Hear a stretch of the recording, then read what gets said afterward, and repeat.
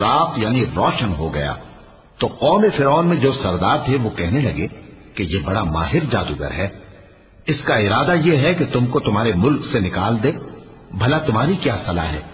انہوں نے فرعون سے کہا کہ فی الحال موسیٰ اور اس کے بھائی کے معاملے کو موقوف رکھیے اور شہروں میں نقیب روانہ کر دیجئے کہ تمام ماہر جادوگروں کو آپ کے پاس لے آئے۔ چنانچہ ایسا ہی کیا گیا اور جادوگر فرعون کے پاس آ پہنچے اور کہنے لگے کہ اگر ہم جیت گئے تو ہمیں صلہ تو عطا کیجیے گا نا؟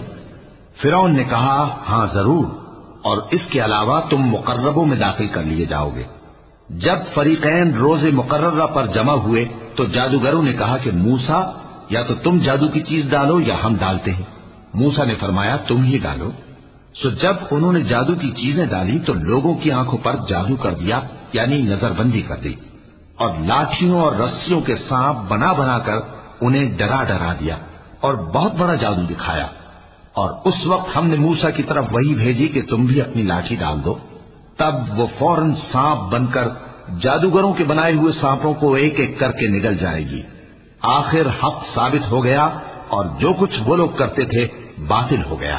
چنانچہ اس موقع پر وہ مغلوب ہو گئے اور ذلیل ہو کر رہ گئے، اور یہ کیفیت دیکھ کر جادوگر سجدے میں گر پڑے، کہنے لگے کہ ہم سب جہانوں کے پروردگار پر ایمان لائے، یعنی موسیٰ اور ہارون کے پروردگار پر۔ فرعون نے کہا پیشتر اس کے کہ میں تمہیں اجازت دوں تم اس پر ایمان لے آئے، بے شک یہ فریب ہے جو تم نے مل کر شہر میں کیا ہے تاکہ اہل شہر کو یہاں سے نکال دو، سو ان قریب اس کا نتیجہ معلوم کر لو گے۔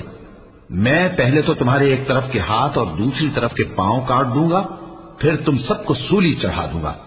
وہ بولے کہ ہم تو اپنے پروردگار کی طرف لوٹ کر جانے والے ہیں، اور اس کے سوا تجھ کو ہماری کون سی بات بری لگی ہے کہ جب ہمارے پروردگار کی نشانیاں ہمارے پاس آ گئیں تو ہم ان پر ایمان لے آئے؟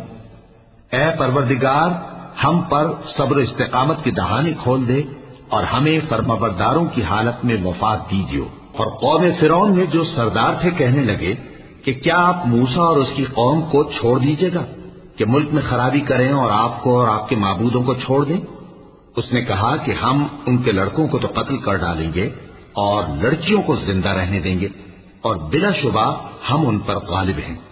موسیٰ نے اپنی قوم سے کہا کہ اللہ سے مدد مانگو اور ثابت قدم رہو، زمین تو اللہ کی ہے، وہ اپنے بندوں میں سے جسے چاہتا ہے اس کا مالک بناتا ہے، اور انجام تو پرہیزگاروں